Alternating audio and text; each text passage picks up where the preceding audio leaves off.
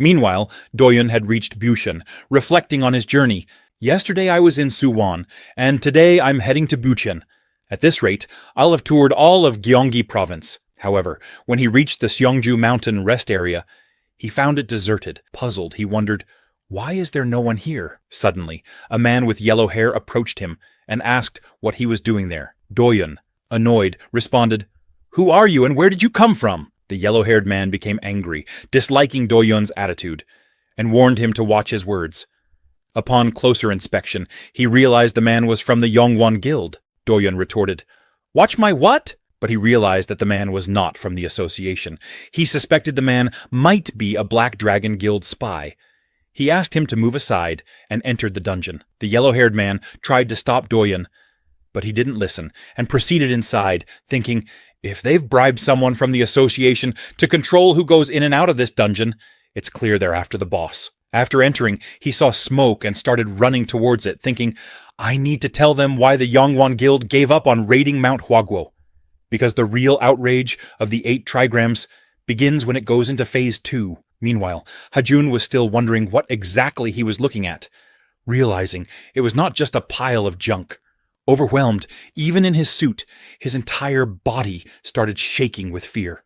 He wondered, what should I do? But suddenly, he noticed some people in front of him and realized they were from the Black Dragon Guild. Meanwhile, a Black Dragon Guild member was dragging away the yellow-haired mage because he was not fighting. The yellow-haired mage was begging for forgiveness, saying, I'm sorry, please let me go. I promise to keep fighting. Please have mercy. However, they didn't listen. The man in the black suit took him into the 8 trigram. Surprised, Hajun wondered what they were doing with him. A Black Dragon Guild member climbed up into the 8 trigram and forced the yellow-haired mage into the fire. The yellow-haired mage began crying and begging for forgiveness, fearing he could burn to death. However, the Black Dragon Guild member laughed, saying, It's not my fault you didn't kick the bucket earlier. After saying this, he left him. But before he could do more, Hajun intervened and punched the Black Dragon Guild member in the face. Everyone was shocked by this, and the guildmaster asked, Who is that guy?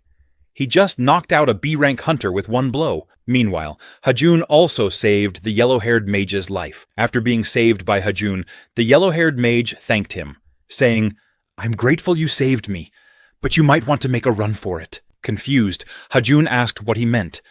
But as he looked around, he realized he was in trouble. The Black Dragon Guildmaster asked, Who is that stupid-looking guy in the helmet? Meanwhile, Hajun realized that he could have easily grabbed the box and run while they were all distracted fighting. Hajun assured the yellow-haired mage that he didn't have to worry about him. He couldn't just leave someone to die. The yellow-haired mage thanked Hajun and went towards the dungeon exit. However, Hajun knew it wasn't his fault for being held captive.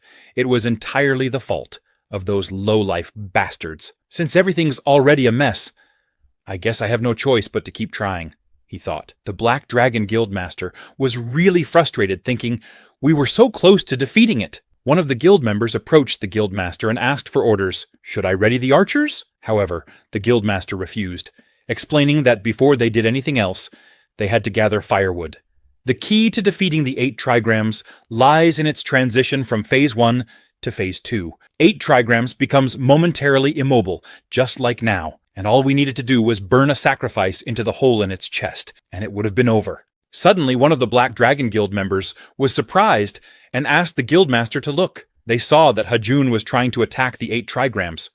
Hajun leapt into the air to see if the 8 trigrams had any weak points. Suddenly, he noticed a crack on its head and realized that must be its weak point. He prepared his punch and struck the 8 trigrams on the head. Surprised, the guildmaster wondered what that fool was doing. Is he trying to wake the 8 trigrams up? She ordered her men to stop Hajun, shouting, Shoot him or whatever! I don't care, just stop him! The archers prepared their bows and launched arrows at Hajun. Meanwhile, Hajun was doing his best to break the 8 trigrams' head. Suddenly, he received a notification. Danger detected. Hajun was startled and wondered what this meant when he saw arrows coming towards him. However, he dodged all the arrows. Realizing that the Black Dragon Guild was trying to kill him, he was shocked. The guild members were equally surprised to see Hajun dodging all the arrows. Frustrated, the guild master wondered, does he have eyes in the back of his head or something? But suddenly, one of the arrows hit the 8 trigrams in the eye, making it even angrier. Meanwhile, the Black Dragon Guild members, frustrated, wondered if they had to go up there and fight him themselves. They ordered everyone to charge and close in. Hajun noticed them and thought, ugh, don't they know when to back down? They've shot so many arrows, it's starting to look like this thing's wearing a wig. But suddenly, Hajun heard a noise and wondered what was happening. The guildmaster also became scared, saying, we're done for, because the 8 trigrams had completed its phase 2. The flames on the 8 trigrams became more powerful, and Hajun started feeling really hot. Everyone realized that this was the end. The 8 trigrams lifted its right fist and crushed everyone. The Black Dragon Guild panicked upon seeing that their entire army was gone. They turned to the guildmaster, asking, what should we do now? However, the guildmaster was in great shock, thinking there was nothing they could do as they were all going to be burnt to a crisp anyway. Suddenly, the 8 trigrams started approaching the guildmaster, intent on killing her. However, to her shock, Hajun began attacking the 8 trigrams. She couldn't believe Hajun was still alive. Meanwhile, Hajun was doing his best to defeat the 8 trigrams, knowing that the rider's suit was only available for another 10 seconds. With little time left, he worked really hard to break the 8 trigrams' head. Finally, with just 1 second left, Hajun defeated the 8 trigrams. Smoke enveloped the area around the 8 trigrams. Doyun was watching everything from a cliff, and was shocked to see Hajun defeat the boss on his own. He felt a rapport with Hajun due to their similar combat styles. Jumping off the cliff, he thought, I never thought I'd run into Scooter here. I'm going to take him to Yongwon Guild no matter what today. Meanwhile, the Black Dragon Guild couldn't see anything because of the dust. The guildmaster couldn't believe her eyes that someone she considered a loser had beaten the 8 trigrams. One of the guild members approached the guildmaster and asked what they should do now. The guildmaster ordered him to grab Hajun as soon as the dust settled. He must have exerted quite a bit of energy to take down the 8 trigrams. So even if he's a high-ranking hunter in disguise, it should be easy enough to take him down, she thought. The guildmaster was furious, vowing not to forgive him for intruding on the Black Dragon's raid. She wanted to see for herself who this arrogant intruder was. However, as she was pondering, something suddenly fell in front of them. The guildmaster was startled, wondering what it was now. But it wasn't some kind of monster. It was Doyun from Yongwon Guild. After seeing him, the guildmaster realized he was Doyun Ha from Yongwon Guild. Doyun clenched his fist and said to the Black Dragon Guild, I was wondering what you've been scheming behind the scenes lately. So, this was your plan? Luring in new recruits to use them as sacrifices? The guildmaster became really nervous and wondered how he knew they were here. She ordered her men to get ready to fight, exclaiming, your target is Yongwon Guild's Doyun Ha. Don't let your guard down. Doyun, after seeing so many people, realized he had made a huge entrance. But there were more of them than he had anticipated. However, he was more curious about the whereabouts of this scooter man, wondering where he could be. Suddenly, one of the guild members came running to the guildmaster, exclaiming, Guildmaster, we're in trouble. Frustrated, the guildmaster asked, what happened now? The man explained that the man in the helmet had disappeared. Hearing this, the guildmaster was shocked and asked, how did he escape that explosion? Meanwhile, Doyun also realized that he had gotten involved for nothing. Meanwhile, Hajun, who had successfully escaped from the explosion, pondered, I seriously thought I was a goner. I almost woke up in Olympus, and it wasn't because of a delivery. No, wait!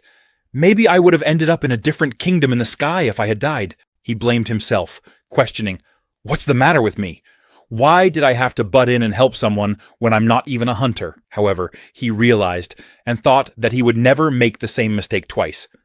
But suddenly, he noticed something in front of him and was shocked. The barrier that covered Seongju Mountain started disappearing. Hajun was surprised and wondered if the dungeon was disappearing because he had defeated the boss, given that dungeons materialized from gates that had been left uncleared for a long time. Raiding dungeons and defeating bosses were always possible.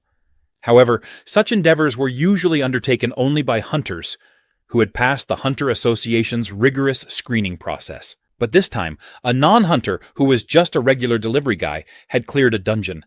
He wondered if this would cause any issues. but then he forgot what he had risked his life for again.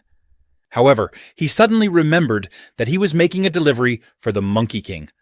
The Monkey King was really happy to see Hajun, and asked him why it took him so long to arrive. Frustrated, Hajun started crying and asked, "What do you mean it took me longer than you thought? Do you have any idea what I went through?" Seeing Hajun like this, Sun Wukong asked him to calm down and talk to him. Hajun asked Sun Wukong, "Didn't you say it was just a pile of scrap metal? But it turned out to be this massive robot that shook the ground whenever it moved. And don't even get me started on that thing's hyperbeam. It nearly roasted me alive." Sun Wukong was surprised and said, "That's not possible. You're telling me the 8 trigrams went on a rampage. Did you unintentionally provoke it?" He explained that it isn't one to move a muscle unless someone strikes first. After hearing everything from Sun Wukong, Hajun realized that if the Black Dragon Guild hadn't been there, he wouldn't have had to go through all of that. He got really angry, thinking, "Those Black Dragon scumbags, should I just wipe the floor with them? I could get rid of them in one blow before they even have a chance to speak. Those good-for-nothing lowlifes. How dare they disrupt my delivery business?" After hearing Hajun's explanation, Sun Wukong wondered, "I suppose this means you weren't able to retrieve the box I asked for. It would have been impossible if the 8 trigrams went that berserk." Hajun replied that he didn't have to worry about that. He had it with him. Sun Wukong was shocked after hearing this and asked Hajun, "How did you manage to get it?" Hajun replied, "What do you mean how? I had to break its head." Then he went to his scooter and retrieved the box that Sun Wukong wanted. However, he was really curious and asked Sun Wukong, "What the heck is in here anyway? Because this looks like one of those metal boxes they use at Chinese restaurants." Sun Wukong started laughing loudly and said, "How amusing.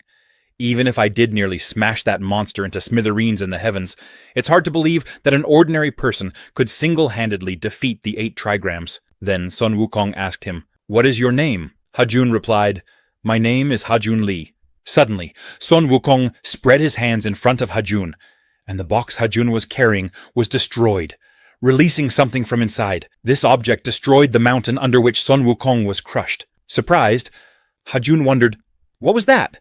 I think I just saw a staff or something pop out of there." As soon as the dust cleared in front of him, he was surprised again. Sun Wukong thanked Hajun for everything he had done for him, saying, "I owe you one, Hajun. If you hadn't agreed to help me out, I'd still be waiting for Sanzang to show up. Who knows how many more years I would have been stuck under that mountain." Hajun realized that the box he was carrying contained the Monkey King's golden staff. As Sun Wukong whistled, the flying cloud from the stories appeared.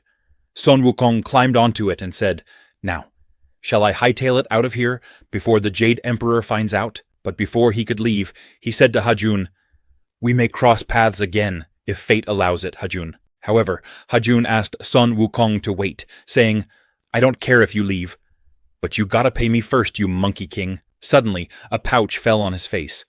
Sun Wukong, addressing Hajun, said, "You imprudent lad. I, the great sage and heaven's equal, am no cheapskate. I've already made my payment. What's in that pouch is a little something extra for your hard work." Then he said goodbye for real this time. As a greedy human being, Hajun asked, "Great sage, don't I get a tip or something?" But he realized that Sun Wukong was already gone. However, as he opened the pouch he received from Sun Wukong, it started glowing. Surprised, he wondered, does he actually consider this a real tip?